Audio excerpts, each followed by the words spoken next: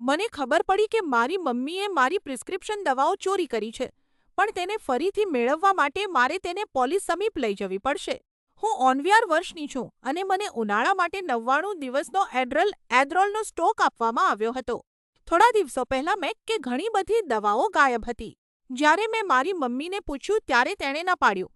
જ્યાં સુધી મેં તેને પૂછ્યું નહીં કે શું તે અત્યારે ડ્રગ ટેસ્ટ કરાવશે અને રિઝલ્ટ પોઝિટિવ આવશે, ત્યારે જ તેણે કબૂલાત કરી. મારી મમ્મીને આખી જિંદગી વ્યસન અને ચોરી કરવાની આદત રહી છે, પણ આ વખતે મને લાગ્યું કે તે ખૂબ જ નીચું પડી ગઈ છે.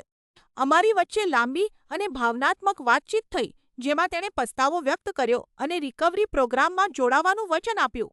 મને લાગ્યું કે હવે બધું ઠીક થઈ રહ્યું છે, પણ પછી મેં મારા ડૉક્ટરને ફોન કર્યો. તેમણે મને કહ્યું કે આ એક કંટ્રોલ કરેલી દવા છે, તેથી પોલીસ રિપોર્ટ વગર તેઓ મને બીજી પ્રિસ્ક્રિપ્શન દવા આપી શકશે નહીં. હવે હું લાચાર બની ગઈ છું. મારી મમ્મી મારા બે નાના ભાઈ બહેનો માટે એકલી માતા છે. અમારી આવક ઓછી છે અને જોકે મારા દાદા દાદી મોટાભાગની આર્થિક મદદ કરે છે, છતાં મારી મમ્મી જ મુખ્ય સંભાળ રાખનાર છે.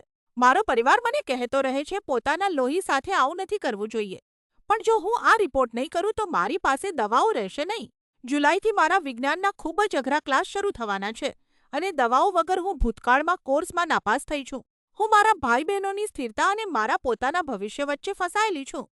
શું હું મારી પોતાની મમ્મીની ફરિયાદ કરું જેથી મને મારી દવાઓ પાછી મળે કે પછી તેને આમ જ જવા દઉં?